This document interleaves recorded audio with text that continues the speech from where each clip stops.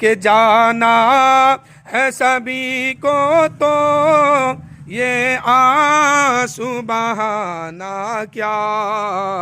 माँ बाप बहन भाई सबको ये बता देना, जब याद मेरी आए बख्शिश की दुआ देना। अब जब हम लोग मैयत को गुस्ल दिलाने के लिए ले जाते हैं या कफन पहनाने के लिए, तो उस वक्त मैयत क्या कह रही वो सुनिए कि लो देख लो ये सूरत कुछ देर दिखाएंगे, लो देख लो ये सूरत कुछ देर दिखाएंगे, आएंगे ना हम वापस हमको न सदा देना, आएंगे ना हम वापस हमको न सदा देना।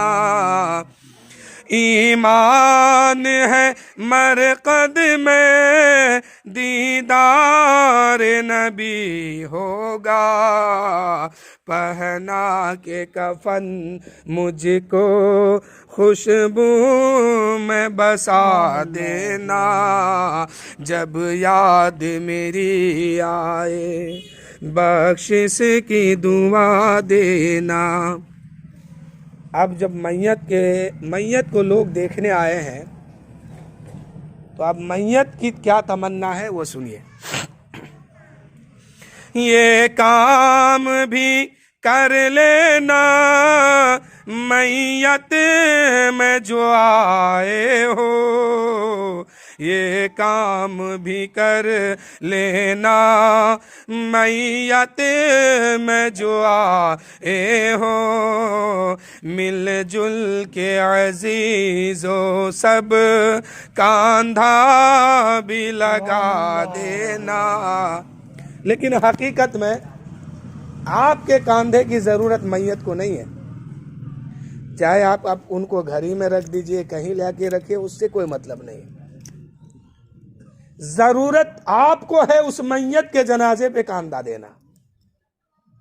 और कांधा देने का सुन्नत तरीका क्या जानते हैं?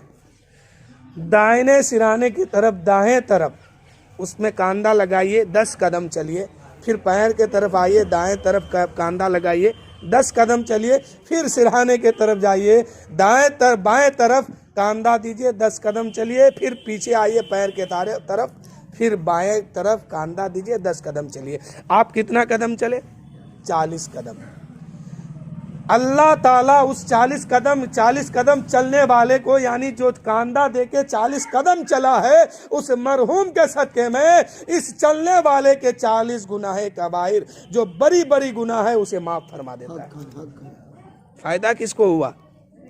उस मरहूम को नहीं जिसने कांधा लगाया। फायदा इसको हुआ कि 40 गुनाह माफ भी हुए और 40 दर्जात इसका बुलंद भी हो गया। ये चलने की बरकत है और जनाजे पर कांधा देने की बरकत है। इसीलिए कि अब जो वो दूल्हा बना है ना, तो वो कोई आम दूल्हा नहीं है। मर्तबा उसका इतना बढ़ गया है, मर्तबा और हैसियत उसकी ऐसी बदल गई है कि अब जो है वो जाने वाला सबके आगे आगे है। और शरीयत का हुक्म है कि उससे आगे कोई मत चलो।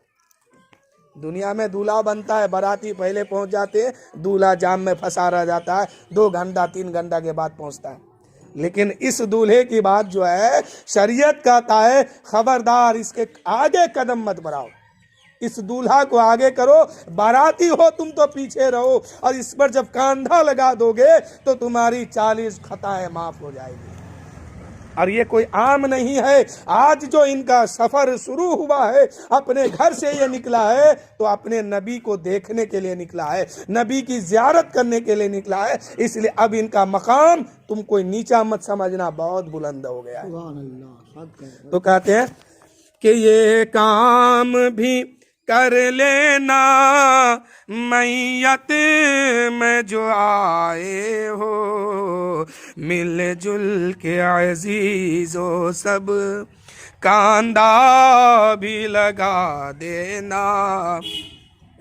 जब कब्र में दफना दो मिट्टी भी चढ़ा दो तुम। जब कब्र में दफना दो मिट्टी भी चढ़ा दो तुम। आज़ान को पढ़ कर फिर शैतान को भगा देना। जब याद मेरी आए बख्शिश की दुआ देना। जब कब्र मुकम्मल हो कुछ देर वहाँ रुक कर, मैयत कर रही है कि जब कब्र मुकम्मल हो कुछ देर वहाँ रुक कर बख्शिश के लिए अपने हाथों को उठा देना। बख्शिश के लिए अपने हाथों को उठा देना। यानी आप ईमान वाले को दफन करने गए हैं कब्रिस्तान, मिट्टी डालने के बाद आप वहां से भागिए मत। जो कुरान पाक की आयत आपको याद है या कोई दुरूद शरीफ याद है, कलमा शरीफ याद है, उसको कुछ मरतबा पढ़ लीजिए और कहिए कि मौला इस कलमे के सदक़े में आज इसके सवाल को आसान कर दे और इसके सवाल का जो इनसे अभी सवाल होने वाला है उसके जवाब को इसके ज़बान पर अता फरमा दे।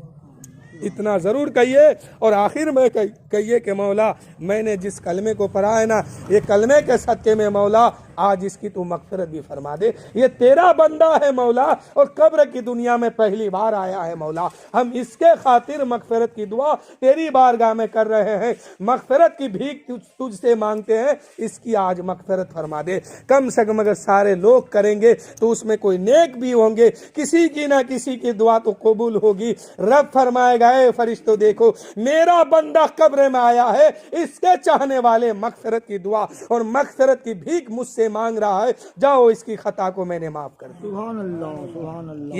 ये चीज आप जरूर कीजिए, चाहे वो मैयत आपके घर की हो या किसी और की घर की हो। ईमान वाला है तो वो आपके ईमान के रिश्ते में वो भाई भाई है। आप इतना जरूर कीजिए कि वो दुआ आपकी जब कबूल होगी तो उस मैयत की निजात वहीं से शुरू हो जाएगी। अब वो कब्र नहीं, वो मिट्टी का गड्ढा और कोई मिट्टी का कब्र वो नहीं, बल्कि जन्नत के बागात में से एक बागात होंगे।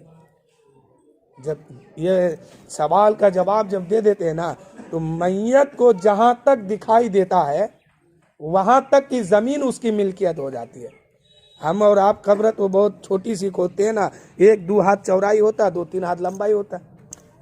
लेकिन नहीं, ईमान वाला जब कब्र में पहुंचते हैं ना, ये तीनों सवाल का जब जवाब देते हैं ना, तो ये कब्र इतनी लंबी होती है, इतनी चौड़ी होती है कि जहां तक इसको दिखाई देता है यहां तक की जमीन इसके नाम कर दी जाती है। और वो सिर्फ जमीन मिट्टी की नहीं बल्कि जन्नत के बागात में तब्दील कर दिया जाता है।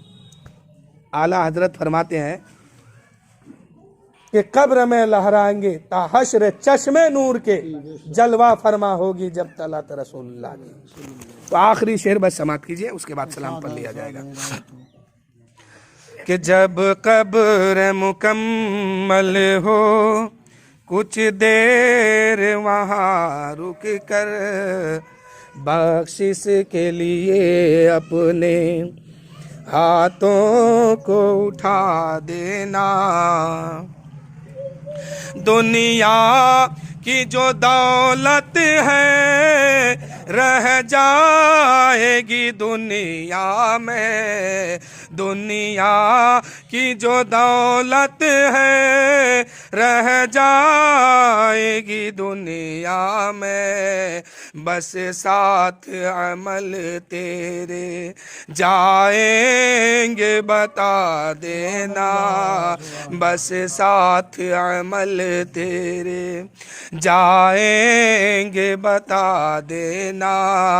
जाता हूँ मैं दुनिया से मुझको न भुला देना। जब याद मेरी आए बख्शिश की दुआ देना। सरकार तमन्ना है बस एक रिफाकत की, सरकार तमन्ना है बस एक रिफाकत की, जब वक्त नज़र आए दीदार अता करना। यानी तमन्ना है रिफाकत, यानी आखिरी जब घड़ी इंसान का आए तो वह इंसान कहता है कि या रसूल अल्लाह एक मौका दे दे कि मैं आपका चेहरा देख लूं और आपके चेहरे की ज़ियारत करते रहूं और मेरी जान निकल जाए आसानी से। तो मरने वाला कहता है कि या रसूल अल्लाह एक झलक मुझे दिखा दे अपना जलवा, ताकि आपका चेहरा देखते देखते मेरा दम निकल जाए आसानी से। तो शायर कहते हैं कि सरकार तमन्ना है बस एक रिफाकत की, जब वक्त नज़र आए दीदार अता करना। जाता हूँ मैं दुनिया से मुझको न भुला देना, जब याद मेरी आए बख्शिश की दुआ देना। लो देख लो ये सूरत कुछ देर दिखाएंगे, आएंगे ना हम वापस हमको न सदा देना। हज़रात इन्हीं चंद जुमलों के साथ मैं अपनी गुफ्तगू ख़त्म कर रहा हूँ। अल्लाह ताला की बारगाह में दुआ है कि मौला हम लोगों ने सुबह से लेकर अब तक जो कुरान खानी किए हैं, कुरान पाक की तिलावत किए हैं मौला, और मिलाद शरीफ में तेरे और तेरे महबूब बंदों का और तेरे नबी का जिक्र किए हैं मौला, इसमें जो गलती है ख़ता है माफ़ फरमा, और जो सही है मौला इसे तो कबूल फरमा।